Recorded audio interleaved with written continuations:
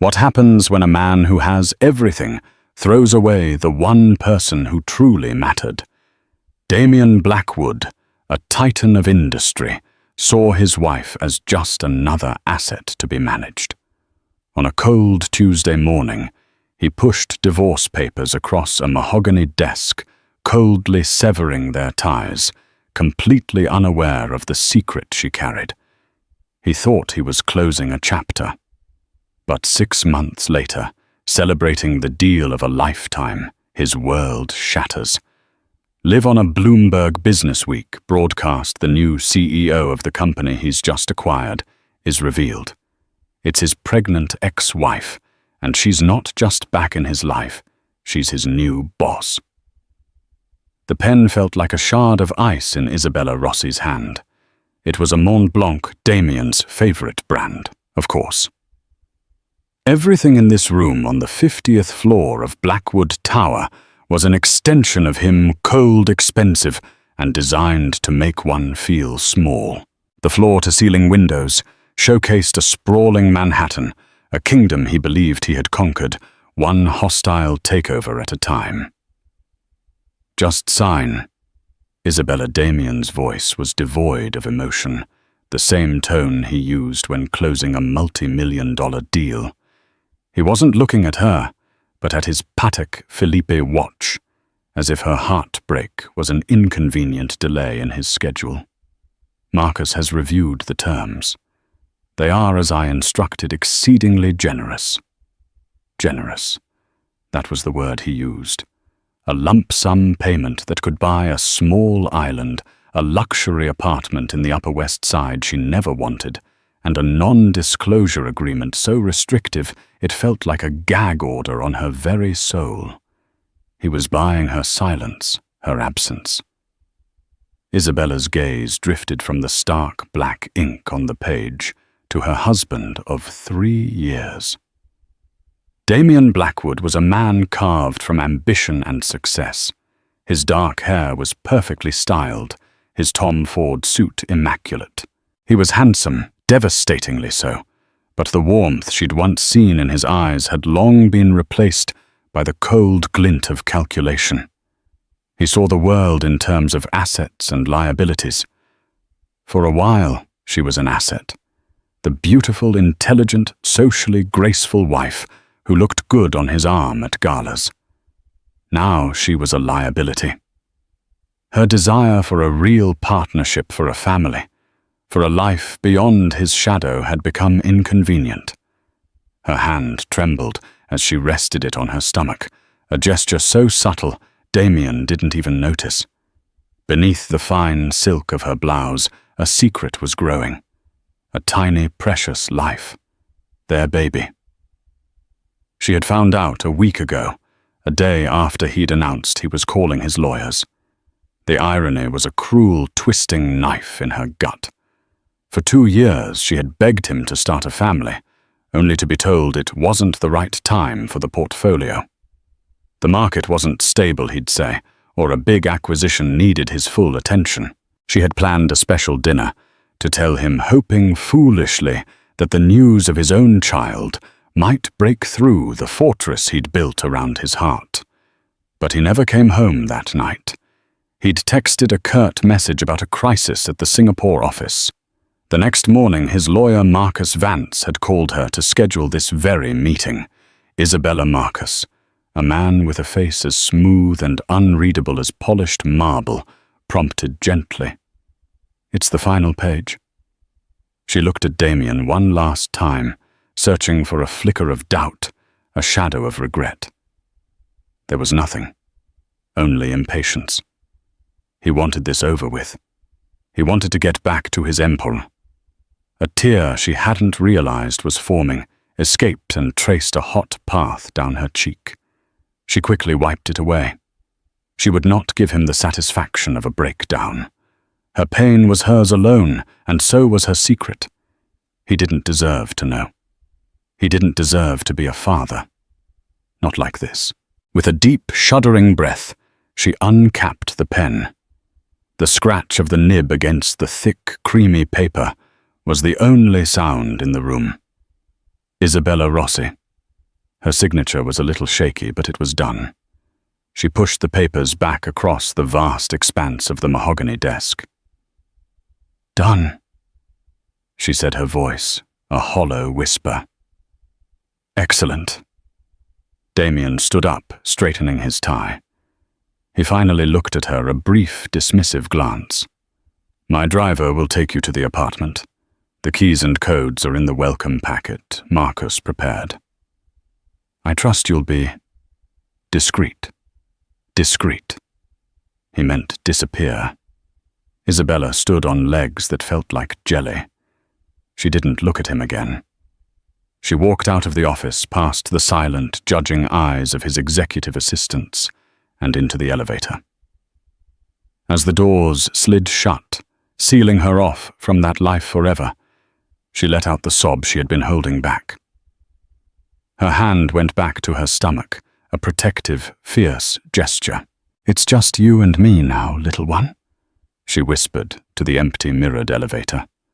"And I promise you we're going to be okay. I promise I will be enough." Downstairs, the city that had once felt like a shared dream now seemed alien and hostile. Damien's driver, a kind man named Arthur, whom she'd always liked, held the door to the Rolls-Royce open for her. She shook her head. "No, thank you, Arthur," she said, managing a weak smile. "I'll take a cab." She needed the anonymity. She needed to be just another face in the crowd, not Damien Blackwood's discarded wife being delivered to her gilded cage. As she hailed a yellow taxi, she took one last look up at the gleaming, arrogant spire of Blackwood Tower. It wasn't an ending, it was an eviction. And in that moment of profound loss, a tiny, hard seed of resolve began to plant itself in the barren soil of her heart. He had underestimated her. They all had. And one day he would realize just how colossal a mistake that was. The first few weeks were a blur of grief and morning sickness. The luxury apartment Damien had provided felt less like a home and more like a beautifully furnished prison. Every sleek surface and designer piece of furniture screamed his name, his money, his control. Isabella sold most of it, replacing it with simpler, more comfortable things that didn't carry the weight of her past. Her best friend Chloe, a sharp-witted art curator with a fierce sense of loyalty, was her rock. "So what's the plan, Izzy?" she asked one evening, sipping wine while Isabella drank chamomile tea. "You can't just sit here and let him win. He doesn't get to write your story." "He already did," Isabella said, looking out at the city lights. "I'm the tragic ex-wife with a massive settlement."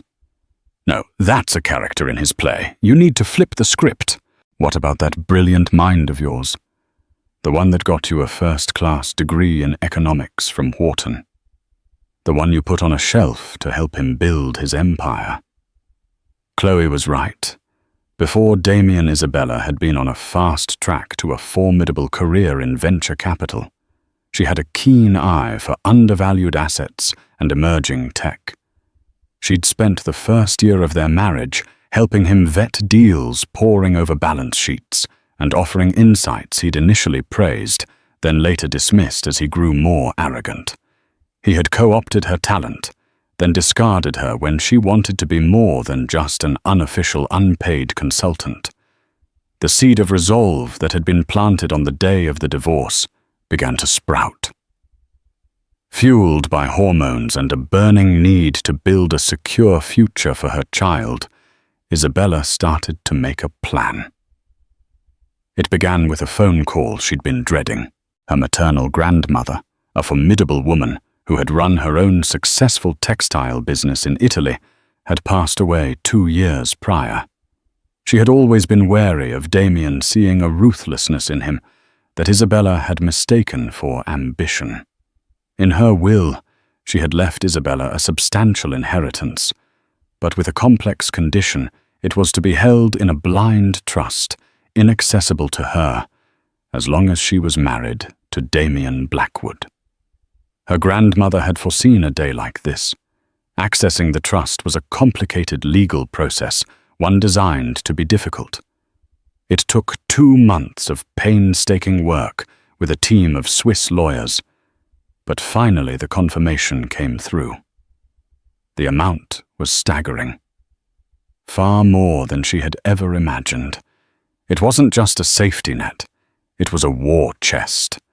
Isabella didn't want revenge, not in the petty sense. She wanted to build something that was hers, something that would prove to herself and to the world that she was more than Damien Blackwood's wife. She started small, working from a makeshift office in her spare bedroom. She reactivated her old network, reaching out to contacts from university, and her brief time in the finance world. She was met with some skepticism, but her insights were as sharp as ever. She made a few discreet, brilliant investments in tech startups, her instincts proving unerring. Her capital grew. Her target soon came into focus, a mid-sized, publicly traded tech firm called Innovate Dynamics. It was a company she and Damien had once discussed acquiring. Damien had scoffed, saying it was fundamentally broken, its leadership uninspired. But Isabella had seen something he hadn't, a portfolio of groundbreaking patents, a brilliant but under-supported R&D department, and a loyal customer base. It wasn't broken, it was mismanaged. It was a diamond in the rough. And as fate would have it, Blackwood Enterprises was once again circling Innovate Dynamics, preparing a hostile takeover bid. The news was all over the financial press. Damien was positioning it as the capstone of his year, a move that would solidify his dominance in the sector. He thought it was a done deal. Isabella saw her opening. She wouldn't try to outbid him directly. That was his game, and he was the master of it. She would be smarter. She would be surgical. Through a series of shell corporations and a discreet private equity firm in Geneva that owed her a favor, she began to quietly buy up Innovate Dynamics stock. It was a slow, methodical process, executed in small blocks to avoid tripping any alarms. While Damien was preparing his public, bombastic takeover announcement, Isabella was silently gaining control from the inside. Her pregnancy was advancing. By the 5th month, she had a noticeable bump, a constant reminder of what she was fighting for. Some days were hard. Exhaustion and loneliness were constant companions. But every time she felt like giving up, she would feel a tiny kick, a flutter of movement inside her, and her resolve would harden like steel. She recruited a small, fiercely loyal team. Among them was Julian Croft, the brilliant but frustrated head of R&D at Innovate Dynamics. She had reached out to him secretly, selling him on her vision, not just to save the company, but to unleash its true potential. He saw in her the leadership he'd been craving and became her inside man, feeding her information about the company's real strengths and Damien's strategic weaknesses. The final piece of the puzzle was securing a majority stake. This required a bold move, convincing the company's aging founder and largest single shareholder, a man named Arthur Kensington, to sell his shares to her anonymous entity rather than succumb to Damien's bid. She flew to Boston to meet him now, 6 months pregnant and unable to hide it. She didn't try. She walked into the meeting at the stuffy old Bostonian club and laid out her entire plan. She told him about Damien's strategy to gut the company, sell off its patents, and fire most of the staff. Then she laid out her vision to invest, to innovate, to build on the legacy he had created. Kensington, a shrewd old man, listened intently. He looked at her pregnant belly, at the fire in her eyes. "Why are you doing this?" he asked. "This is a deeply personal fight, isn't it?" Isabella met his gaze. "The most successful ventures always are," she replied. He smiled a slow, knowing grin. He had seen enough of Damien Blackwood in the papers to understand. "You've got a deal, young lady," he said, shaking her hand. "Give that corporate pirate hell." With Kensington's shares, she crossed the 51% threshold. She had done it. Innovate Dynamics was hers. The board was legally obligated to accept her as the new controlling shareholder and CEO. The trap was set. All she had to do was wait for Damien to walk into it. Damien Blackwood was having an excellent day. An excellent 6 months, in fact. Life without Isabella was efficient. There were no more emotional conversations to navigate, no more dinners he was expected to attend, no more talk of us. His life had been streamlined back to its purest form work. His penthouse apartment, a marvel of glass and steel overlooking Central Park, was silent and orderly. His schedule was packed from dawn until midnight, with meetings, calls, and strategic sessions. He was thriving. Blackwood Enterprises had posted record profits for 2 consecutive quarters. The divorce had been a clean cut. He had been generous as promised, and in return Isabella had vanished. He hadn't heard a word from her or about her. He assumed she was living a quiet, comfortable life of leisure on his dime, probably lunching with socialites and vacationing in the Maldives. It was for the best.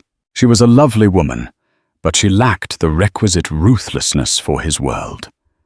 Today was the culmination of his latest triumph, the acquisition of Innovate Dynamics. His team had just finalized the hostile bid. It was aggressive, almost insulting, but calculated to perfection. The company was weak, its board fractured. They would have no choice but to accept. He pictured the headlines, "Blackwood conquers tech sector." The Midas touch of Damien Blackwood. He was in his office, the same one where Isabella had signed her life away, hosting a small celebratory gathering with his senior executives and his lawyer, Marcus. Champagne was being poured. A toast, Marcus said, raising his glass. To Damien, the undisputed king. Damien allowed himself a rare, tight smile. "It's not done until it's done, Marcus, but the fundamentals are strong." He took a sip of the vintage Dom Perignon. It tasted like victory. His large-screen TV, always tuned to Bloomberg, was playing in the background, with the volume on low. Analyst reports, stock tickers, and market news provided a constant, soothing hum to his life. "And now for our top story on Bloomberg Markets, the close." The anchor's voice cut through the celebratory chatter. Damien glanced at the screen, mildly interested. "In a move that has stunned Wall Street." The anchor continued, her expression serious. "A surprise buyout of tech firm Innovate Dynamics has just been confirmed, thwarting a widely anticipated hostile takeover bid from powerhouse Blackwood Enterprises." The room went silent. Champagne flutes paused halfway to mouths. Damien's smile vanished. He turned his full attention to the screen, his heart beginning to pound with a strange mix of anger and confusion. Thwarted, impossible. The acquisition was orchestrated by a previously unknown Swiss private equity firm, Phoenix Holdings, the anchor explained. Sources say the firm quietly amassed a controlling 51% stake over the past several months. The board of Innovate Dynamics has convened an emergency session and has just voted to install the CEO of Phoenix Holdings as their new chairman and CEO effective immediately. Damien's knuckles were white as he gripped his glass. Who the hell was Phoenix Holdings? He had the best corporate intelligence team in the world. How could they have missed this? "This is a masterclass in stealth acquisition," a financial analyst on the show commented. "Whoever is behind Phoenix Holdings played this perfectly. They used Blackwood's very public bid as a smokescreen." "We're getting word now that the new CEO is about to make a live statement," the anchor announced. "We're going to her now." The screen cut to a live feed. A woman was stepping up to a podium, the Innovate Dynamics logo emblazoned behind her. She was poised, confident, radiating an aura of absolute authority. Her dark hair was styled in a sleek, professional bob. She wore a tailored navy blue dress that was both powerful and elegant.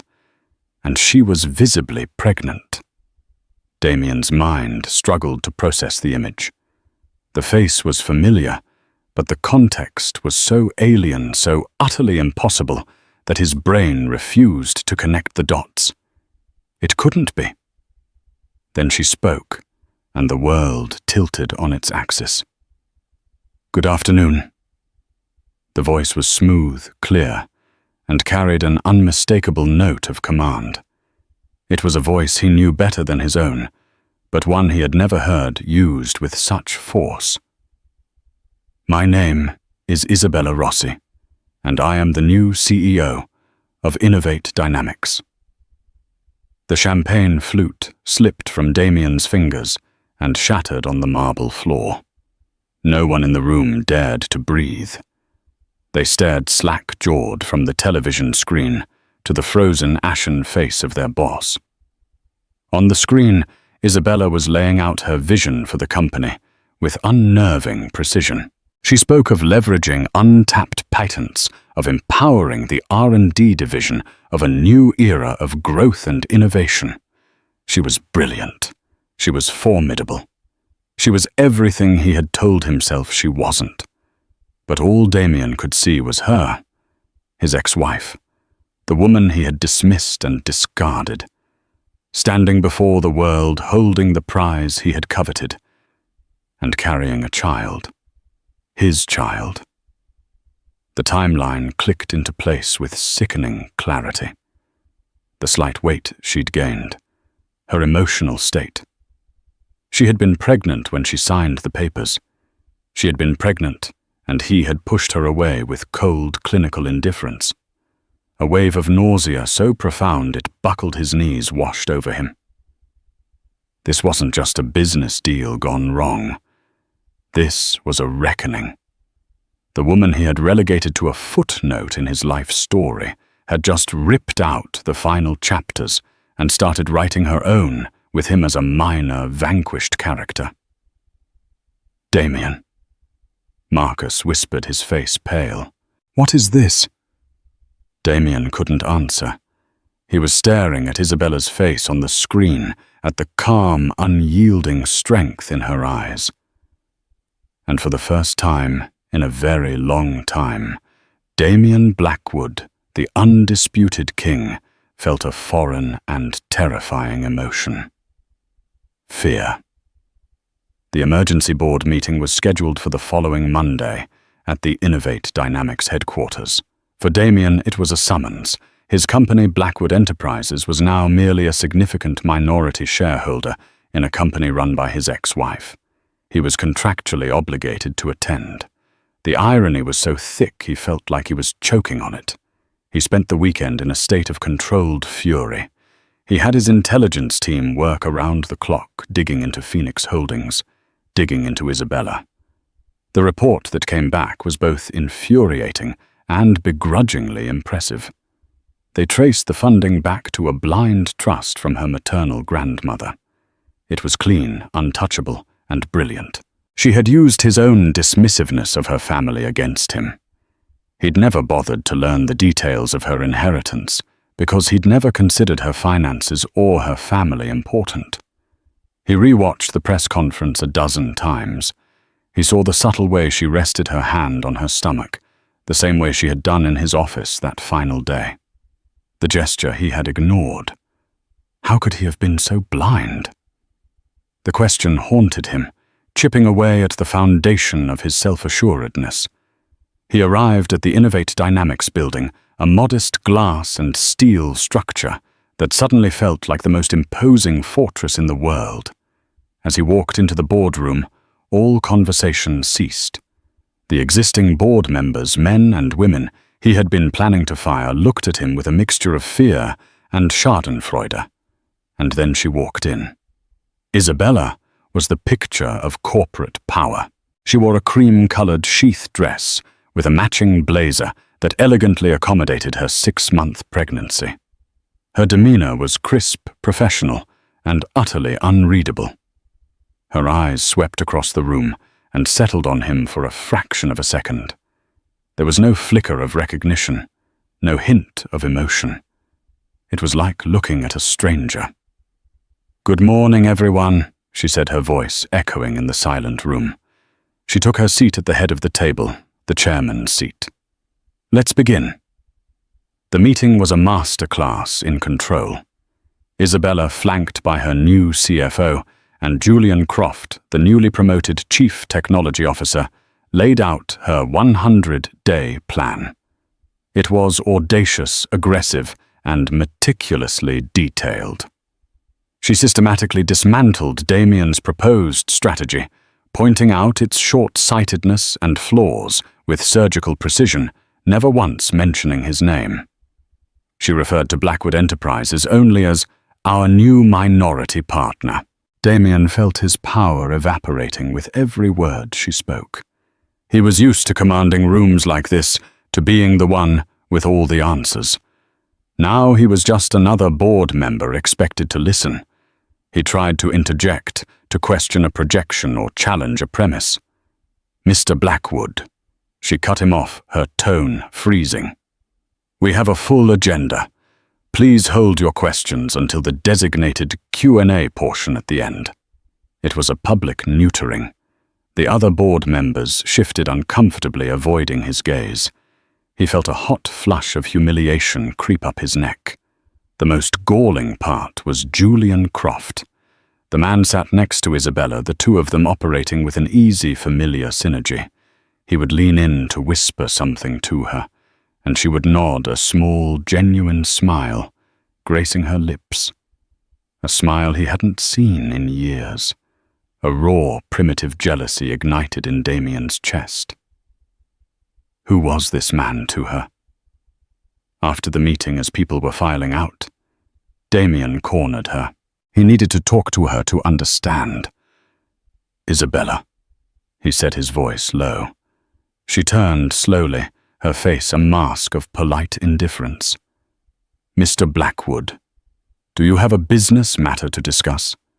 "Mr. Blackwood, don't play these games with me, Isabella." "What is this? A game revenge?" A flicker of something. Anger, pain flashed in her eyes before being extinguished. "This is business, something you taught me to value above all else. You saw Innovate Dynamics as an asset to be stripped. I see it as a company to be built." The board agreed with my vision. "And the baby?" he asked, his voice cracking slightly. "Is that part of the vision too? Were you ever going to tell me?" She stepped closer, and for the first time he could see the exhaustion etched around her eyes, the toll this fight had taken on her. "Let me be perfectly clear," she said, her voice barely a whisper, but laced with venom. "You forfeited the right to know anything about my personal life when you had your lawyer inform me our marriage was over. This baby is my personal life. You have no claim here. In this room, you are a shareholder. Outside of it, you are nothing. Are we understood?" She turned and walked away, leaving him standing there, utterly defeated. Julian Croft was waiting for her by the door. He placed a gentle hand on her back as they walked out together, the gesture both supportive and possessive. Damien watched them go, the jealousy in his gut churning into a toxic cocktail of rage and regret. He had wanted her to disappear. Instead, she had reappeared as his judge, his jury, and his executioner. And he realized with a chilling certainty that this was only the beginning. The Ice Queen had made her opening move, and it was checkmate before he even knew they were playing a new game. The city moved into autumn, and the seasons of power shifted with it. At Innovate Dynamics, the atmosphere was electric. The stale air of stagnation had been replaced by a current of palpable excitement. Isabella, now entering her third trimester, moved through the revitalized office not just as a CEO, but as a symbol of the company's rebirth. She led meetings with a sharp, intuitive grace, her ideas sparking vibrant debate and inspiring a level of creativity the company hadn't seen in a decade. Julian Croft was her constant second-in-command. Their partnership was a seamless blend of her strategic vision and his technical genius. They would spend hours whiteboarding complex schematics for their flagship project, Chimera, often pausing as Isabella would smile and place a hand on her belly, feeling the kick of the tiny life that was the silent third partner in all her endeavors. The staff saw a leader who was not weakened by her pregnancy, but fortified by it. She was building two futures at once, and her fierce protective energy enveloped the entire company. Miles away in the cold, silent halls of Blackwood Tower, a different kind of energy festered. Damien's world was contracting. The triumphant swagger was gone, replaced by a grim defensive crouch. In his board meetings, he was no longer a king addressing his court, but a defendant facing a panel of increasingly hostile judges. The Innovate Dynamics failure was a wound that wouldn't stop bleeding on his balance sheets, and the rising star of Isabella Rossi was a constant humiliating reminder of his miscalculation. The market is interpreting this as a sign of weakness. Damien, one of his oldest board members, had said, his voice dripping with condescension. They're saying you lost your touch. That phrase, lost his touch, echoed in Damien's mind, a maddening drumbeat of inadequacy. He who had built an empire on his infallible instincts was being portrayed as a relic, and the person who had done it was the woman he had deemed too soft, too emotional for his world. The irony was a bitter pill he could not swallow. Desperation began to curdle his judgment. If he couldn't outmaneuver her in the open market, he would have to cripple her from within. It was a line he hadn't crossed since his earliest, most ruthless days. But Isabella had broken the unspoken rules first by humiliating him so publicly. In the warped logic of his bruised ego, he wasn't initiating a new conflict. He was merely escalating the war she had started. He would remind her and the world what happened when you poked a sleeping lion. His target was obvious Project Chimera. It was the heart of her new strategy, the vessel of all her future promises to the market. Its success would make her untouchable. Its failure would shatter her credibility and send the company into a death spiral. He began his shadow campaign, subtly tasking his most ruthless analysts to tear Chimera's code apart, to run diagnostics and stress tests on every pirated fragment they could obtain. Simultaneously, he leveraged his media contacts, planting anonymous seeds of doubt with influential financial journalists. Whispers began to circulate about the project's overstated potential and the inherent risks of its unproven, algorithmic foundation. But he needed an eye on the inside. He found his pawn in Victoria Sterling. Victoria was a senior vice president of sales, a relic of the old regime who wore her resentment like expensive perfume. She had been on a fast track to the C-suite before Isabella's arrival, and now found herself sidelined. Her authority diminished by the rise of tech upstarts like Julian Croft, whom she loathed with a passion. Damien invited her to a discreet lunch at a Michelin-starred restaurant where private booths were guaranteed. He was a master at playing on human weakness, and he read Victoria's ambition and insecurity like a prospectus. "She's an amateur, Victoria," Damien said, swirling the wine in his glass. A sentimentalist playing CEO. This fascination the market has with her story. It's a bubble. And when it pops, the shareholders are going to be looking for stable, experienced leadership to pick up the pieces. He let that hang in the air before leaning in. They'll be looking for someone like you. Victoria's eyes lit with a greedy spark. She barely listens to my sales division. It's all about R&D now. It's all about Julian. Exactly. Damien affirmed, his voice a conspiratorial whisper. She's being led by the nose, by that glorified lab technician. She's letting her condition cloud her judgment. This Chimera project is a gamble that will bankrupt the company. We have a duty to the shareholders to protect them from her folly. He had framed his sabotage as a righteous act of corporate governance. He wasn't a villain, he was a guardian. Victoria, desperate to reclaim her relevance, readily agreed to be his inside source. The intel began to flow. Memos, internal progress reports, snippets of code. And then Victoria delivered the jackpot. Damien's tech team found it a critical flaw deep within Chimera's core algorithm.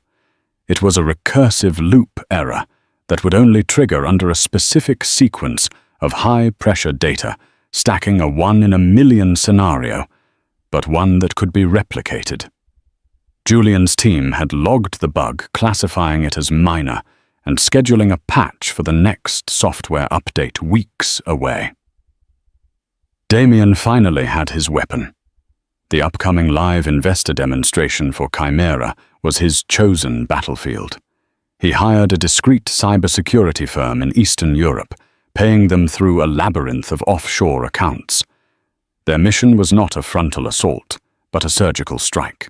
During the demo's climax, the high-stress simulation, they would feed the system a precise data packet designed to trigger the flaw, causing a catastrophic, unrecoverable system crash in front of the entire world. The day of the demonstration arrived, charged with anticipation. The auditorium at Innovate Dynamics was packed. Damien watched remotely from the command center of his office, the live feed displayed on a massive screen. He felt the familiar, thrilling pump of adrenaline, the godlike feeling of moving invisible pieces on a board. He had a private encrypted chat open with Victoria, who was in the audience. Stage is set. Everyone is here. She looks confident. Confidence is the companion of fools. Is the vulnerable code still on the presentation server? Confirmed this morning. Julian's patch isn't scheduled until next week. They haven't suspected a thing. A grim smile touched Damien's lips. On the stage, Isabella looked serene and powerful, her navy blue dress accentuating her advanced pregnancy. She spoke with a passion and clarity that for a fleeting moment caused an unwelcome pang in Damien's chest. Then Julian Croft stepped up to begin the technical demonstration, and Damien's resolve hardened into ice. The initial tests were flawless. Chimera handled complex logistics with an elegance that drew murmurs of appreciation from the crowd. Damien watched his heart, a steady, predatory drumbeat. He waited.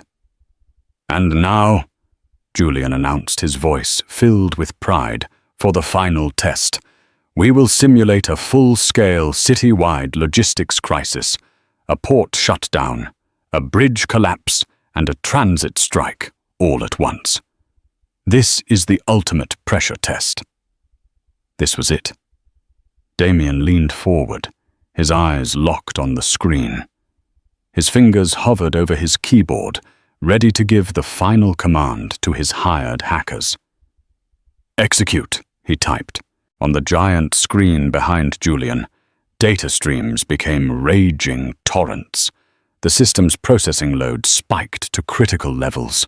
Damien held his breath, a cruel sense of victory blooming in his chest. Fall apart, he willed it. Crash and burn. Show them all. The system processed. It calculated. It hesitated for a single, heart-stopping nanosecond. And then it held. Not only did it hold, but it adapted with breathtaking speed, seamlessly rerouting thousands of virtual assets, its performance becoming even more efficient under the immense pressure. The simulation concluded with a perfect, elegant solution. The auditorium was silent for a beat, then erupted in a thunderous wave of applause. Damien stared, his mind refusing to process what his eyes were seeing. It was impossible. He looked at his chat with Victoria. She was typing frantically. What happened? It should have crashed. On the stage, Isabella stepped forward, a calm, knowing smile on her face. She let the applause die down before she spoke, her voice clear and carrying a new chilling edge. "Thank you," she said. "We are, of course, thrilled with Chimera's performance. We were also aware that certain parties might have an unusual interest in the outcome of today's demonstration." A hush fell over the room. Damien's blood ran cold. Isabella's eyes found the primary broadcast camera, and it felt as if she were looking right through the screen, directly into his soul. "Which is why," she continued, her voice as sharp and precise as a scalpel, "we took certain precautions. Several weeks ago, our security team detected a low-level unauthorized probe of our network. In response, we created a honeypot, a decoy version of the Chimera network. The version on our main servers, the one that has been secretly probed and prodded, was an older build left in place with a specific known vulnerability.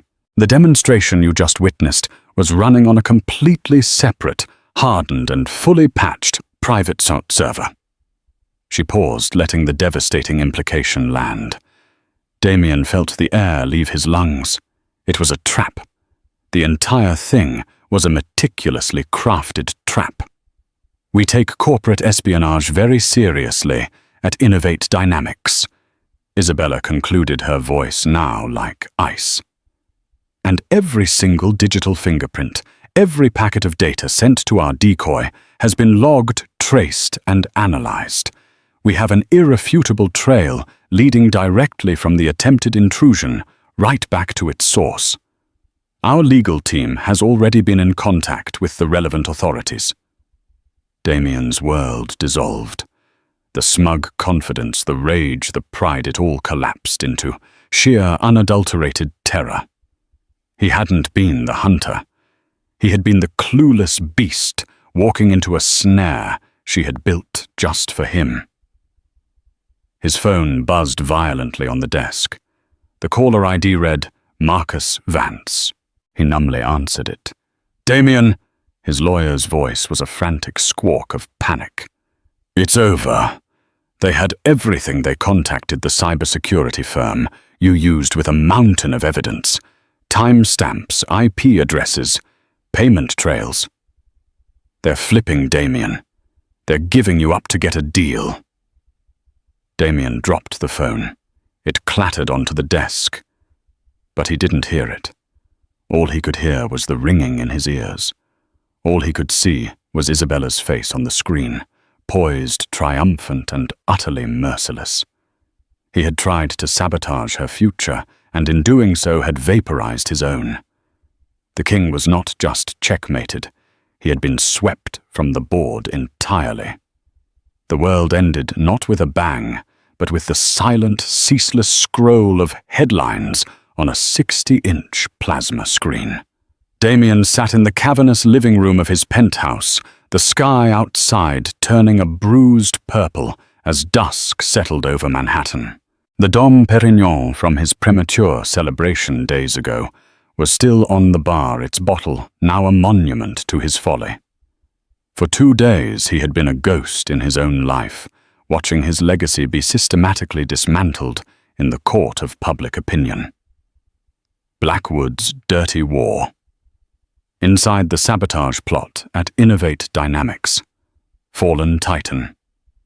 Damien Blackwood faces SEC Investigation Board. Ouster imminent. From predator to prey. How Isabella Rossi outmaneuvered a corporate raider. His phone, lying on the marble coffee table, had ceased its incessant ringing and now just pulsed with a steady, overwhelming stream of notifications.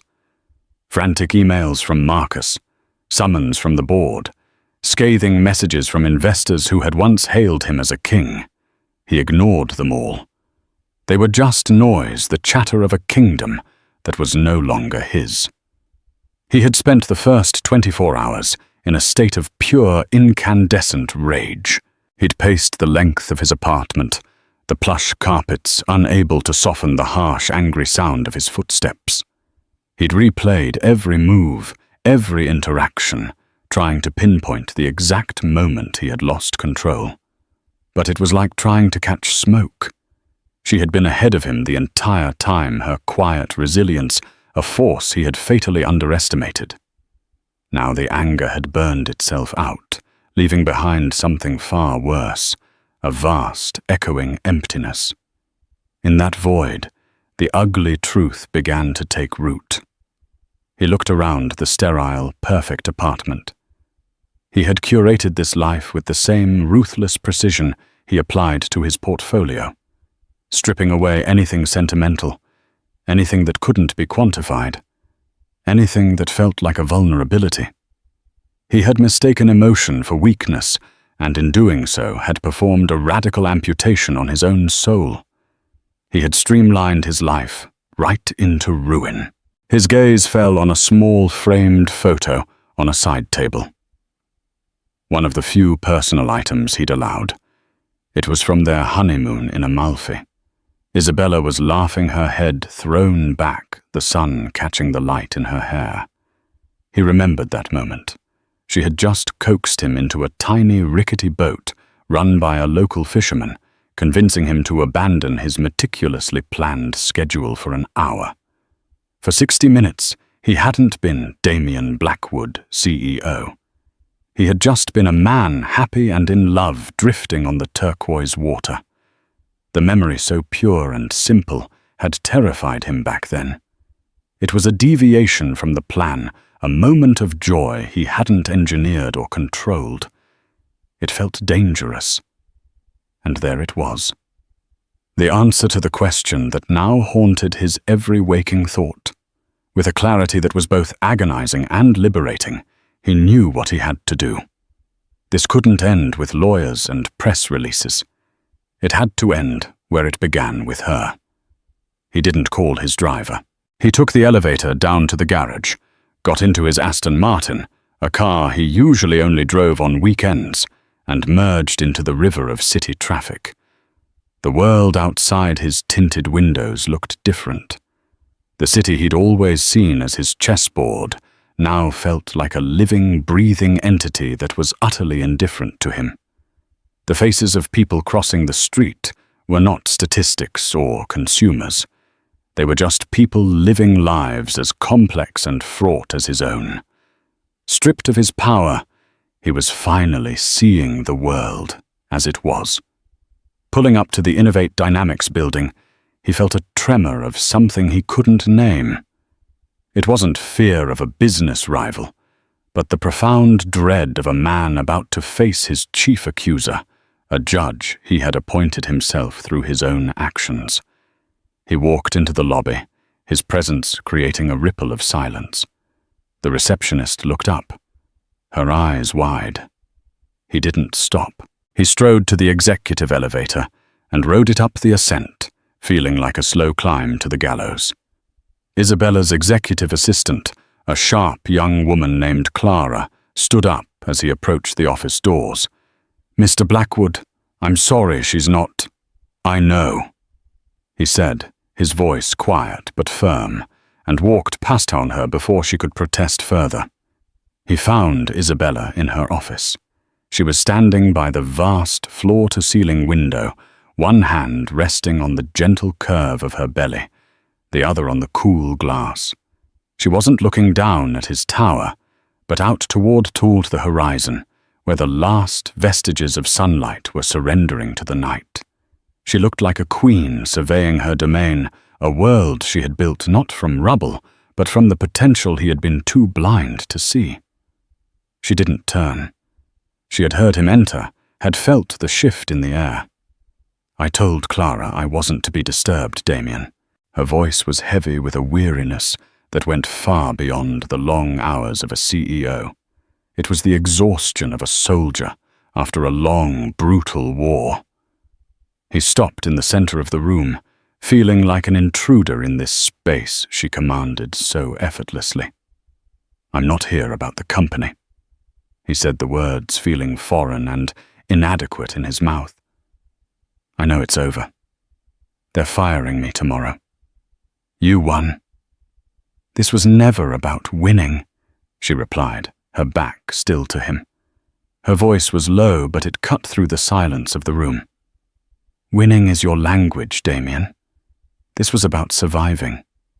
This was about building something that couldn't be taken away from me. You're the one who turned it into a war."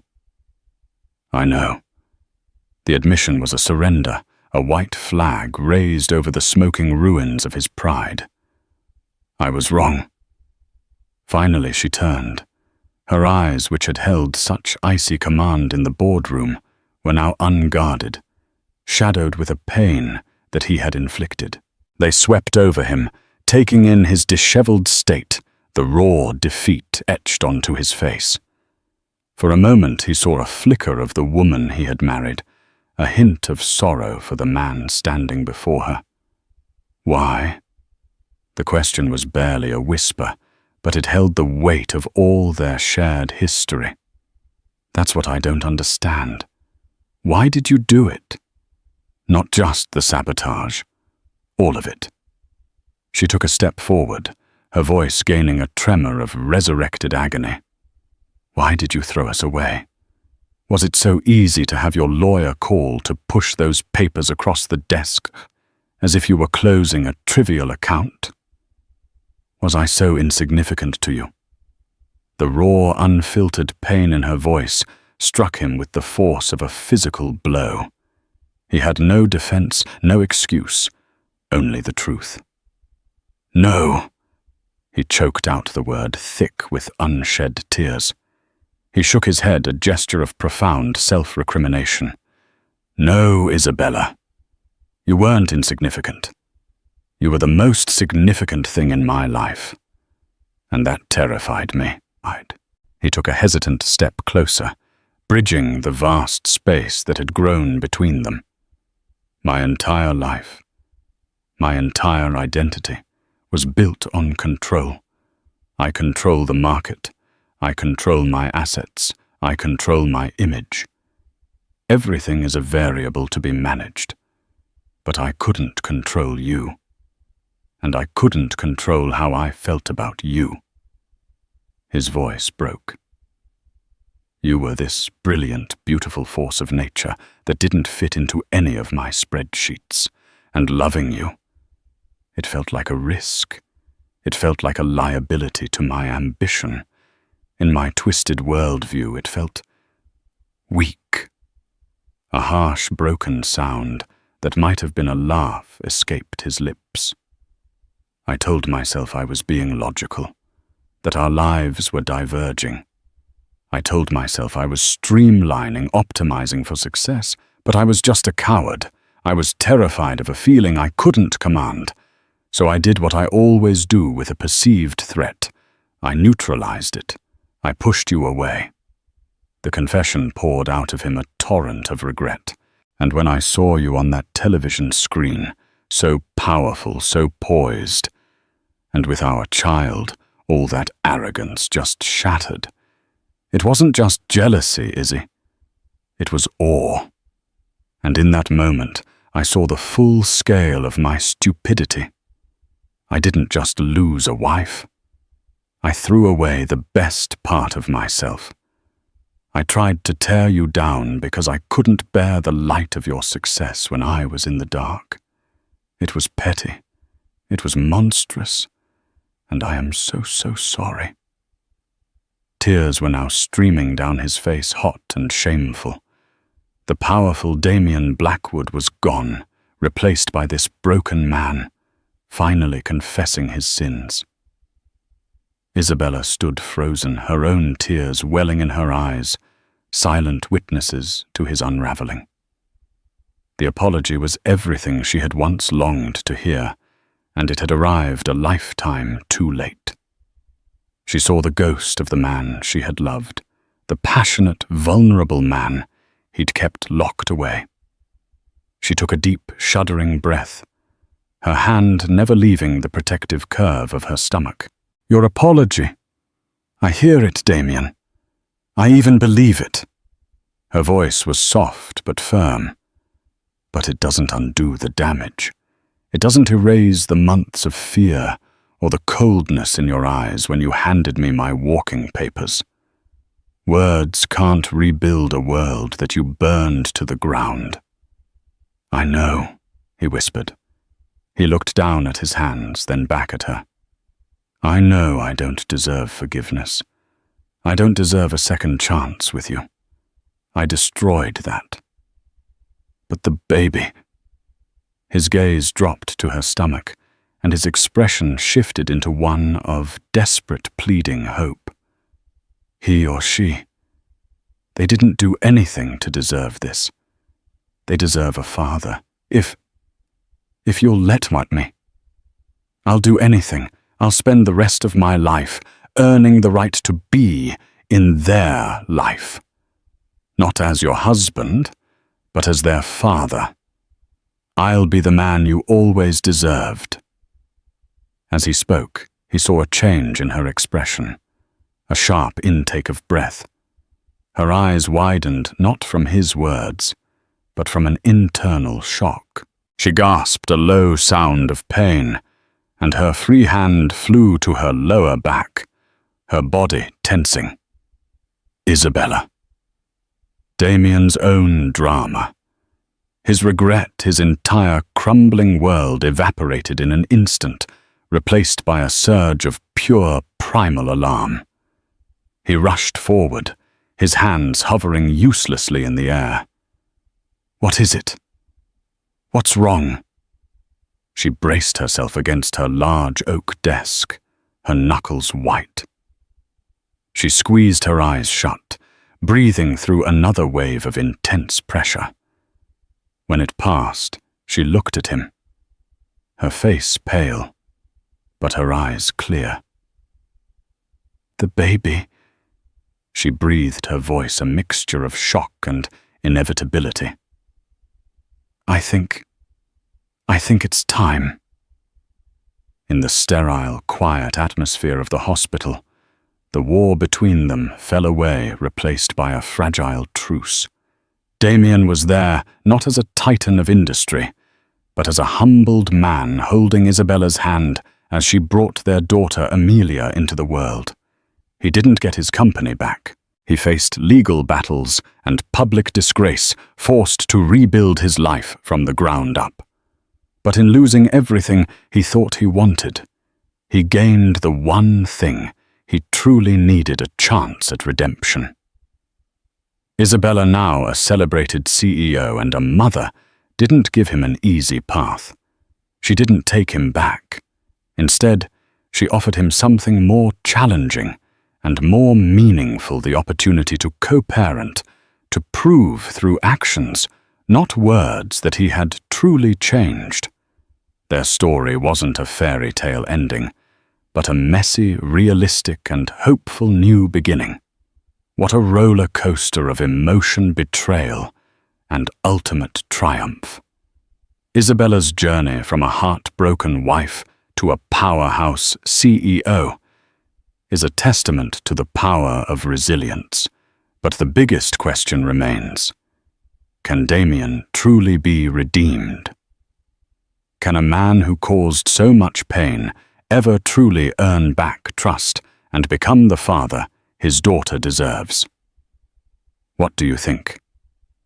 Let us know your thoughts in the comments below. If you were in Isabella's shoes, what would you have done? If you were captivated by this story of love loss and incredible revenge, please show your support by hitting that like button. It really helps our channel grow. Share this video with a friend who loves a drama that keeps you on the edge of your seat.